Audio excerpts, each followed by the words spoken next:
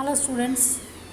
आपके second year में हम कुछ बातों के बारे में बात कर चुके हैं, कुछ नॉमेनक्लेचर वगैरह के बारे में। अब थोड़ी सी बात हम करते हैं बेंथम क्लासिफिकेशन के बारे में। तो जब सबसे कॉमन क्लासिफिकेशन का प्रणाली हम यूज़ करते हैं बेंथम हुकर की वर्गीकरण प्रणाली है, जो कि ज़्यादातर जो हर्बेरिया होते हैं वहाँ पर इस्तेमाल होती है। जॉर्ज बेंथम और सर जोसेफ डॉल्टन हुकर, इन दोनों ने मिलकर के ये क्लासिफिकेशन सिस्टम दिया था और काफ़ी सालों तक उन्होंने काम किया था।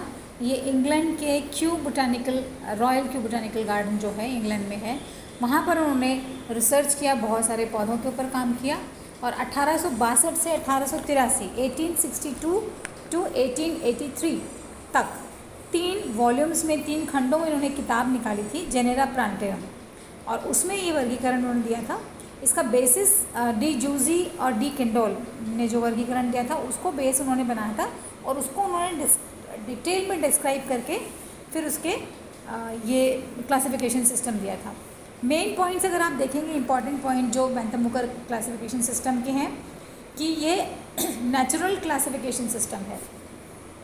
मीन्स जो प्लांट के नेचुरल कैरेक्टर्स होते हैं, बेसिकली इसमें मोटे मोटे तौर पर आकारिकी लक्षण या मॉर्फोलॉजिकल कैरेक्टर्स उन्होंने लिए हैं, जिसके आधार पर उन्होंने इसको वर्गीकृत किया है पौधों को।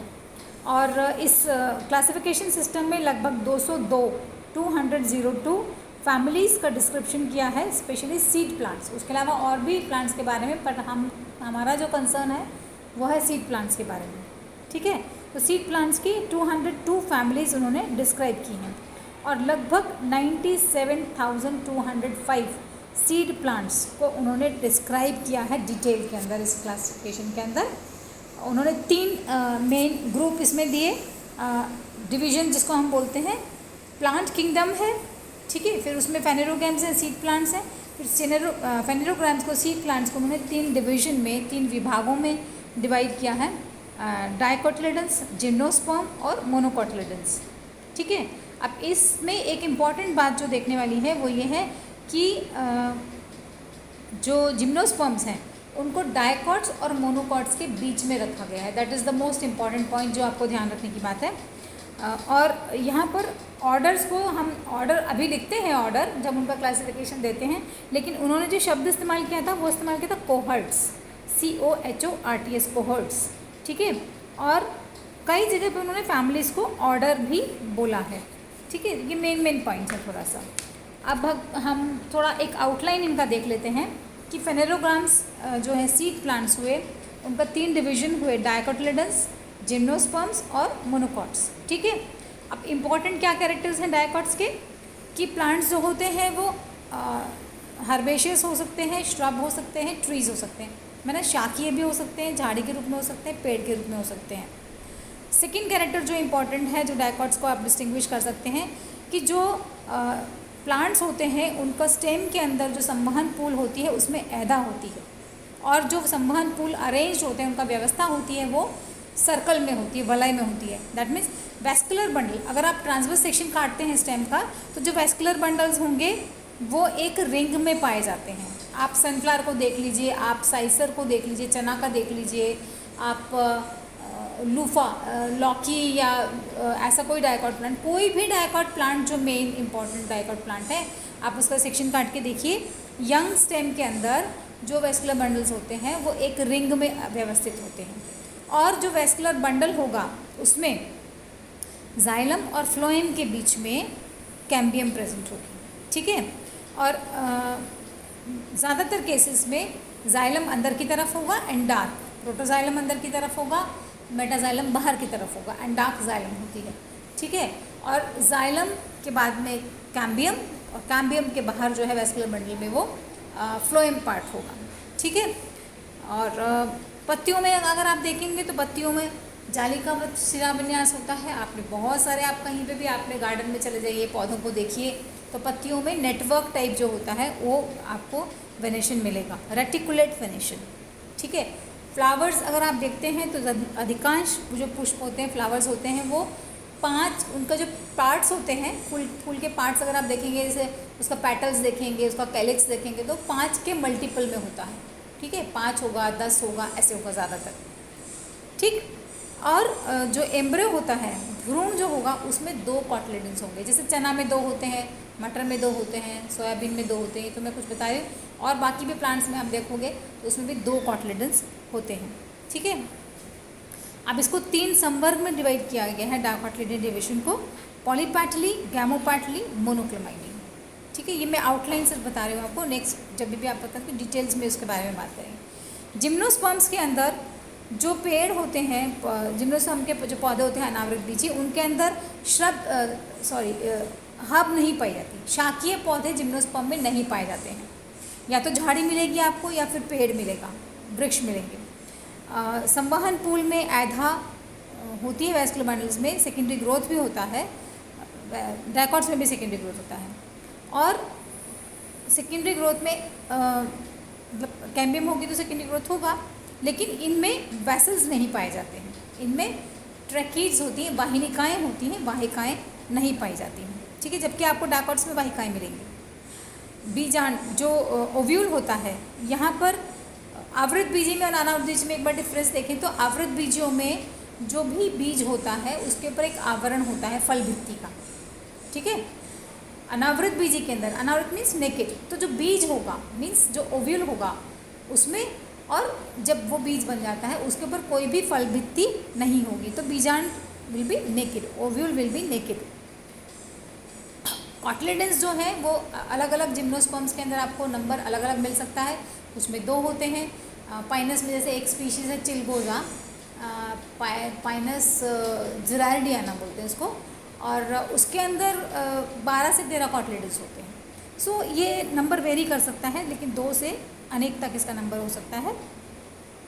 अनावृत बीजों में परागण जो है सीधे बीजांड के संपर्क के द्वारा होता है, मीन्स जो पोलन ग्रेन है वो आप जिम्नोस्पर्म पढ़ेंगे भी साथ में सेकेंड ईयर में, तो पोलन ग्रेन जो होते हैं वो डायरेक्ट जो ओव्यूलिफेरस चेम्बर होता है जो माइक्रोपाइलस से बनता है उसके अंदर जाते हैं, ठीक है।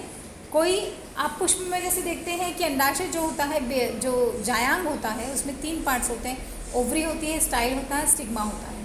तो ऐसा स्टाइल एंड स्टिग्मा, ओवरी, ये सब चीज़ें जिम्नोस्पर्म्स में नहीं पाई जाती, ये आपके आवृत बीजी पुष्पों में पाई जाती है। ये आप लोगों ने 12th में भी पढ़ा होगा ये सब चीज़ें, ठीक है। इसके अंदर इन्होंने 3 फैमिलीज़ कुल दिए थे, नीटेसी, कोनिफरेसी, साइकडेसी, ठीक है। बहुत ज़्यादा ऑर्डर इसको क्लासीफाई इन्होंने नहीं किया था। अब आते हैं तीसरा ग्रुप जो है मोनोकॉटलेडन्स। मोनोकॉटलेडन्स में ज़्यादातर जो प्लांट्स होते हैं वो शाकीय होते हैं, कुछ आपको बड़े प्लांट्स भी मिल सकते हैं जैसे बैम्बूज वगैरह, लेकिन ज़्यादातर जो होते हैं वो हर्बेशियस होते हैं, जैसे गेहूँ है, चावल है, आप मक्का देखेंगे, ये सब हर्बेशियस हैं। हर्बेशियस में 1.5 मीटर का लगभग हाइट मैक्सिमम इनकी होती है। यहाँ पर एक इम्पॉर्टेंट चीज़ है कि जो संवहन पूल या वैस्कुलर बंडल्स होते हैं वो तने में बिखरे हुए होते हैं, एक रिंग में नहीं पाए जाएंगे। तो आप मक्का का पौधे का अगर स्टेम काट के देखें या किसी और इसी तरह से गन्ने का देखें तो आपको वैस्कुलर बंडल्स बिखरे हुए मिलेंगे, ठीक है।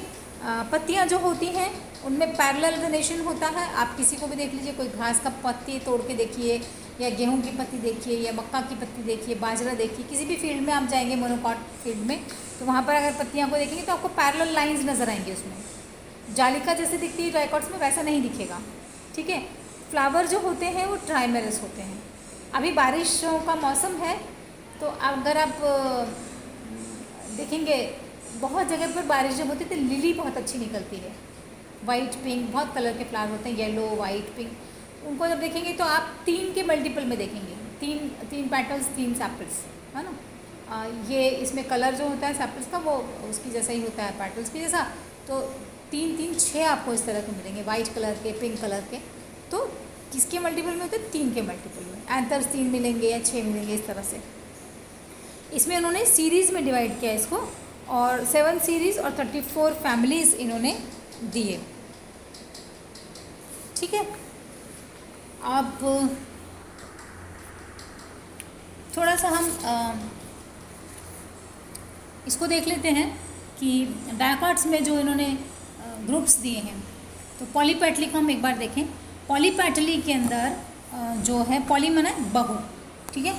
Petals means petals. तो इसके अंदर पुष्प के अगर भाग देखते हैं आप तो केलिक्स, करोला, एंड्रोशियम, गाइनोशियम, ऐसे 4 वर्ल्स होते हैं। तो केलिक्स और करोला जो पेटल्स और सैपल्स होते हैं वो फ्री होते हैं, मुक्त होते हैं, ठीक है। और पेटल्स भी फ्री, ये मेन इंपॉर्टेंट कैरेक्टर है, ठीक है। अब इसको उन्होंने 3 सीरीज़ में डिवाइड किया, 3 सीरीज़, और उन्हीं सीरीज़ को फिर 15 ऑर्डर्स में, और लगभग 82 या 83 फैमिलीज हैं, ठीक है। सीरीज़ 3 कौन कौन से? पहला सीरीज़ है थैलेमीफ्लोरी, दूसरा सीरीज़ है डिस्सीफ्लोरी, तीसरा सीरीज़ है कैलिसीफ्लोरी।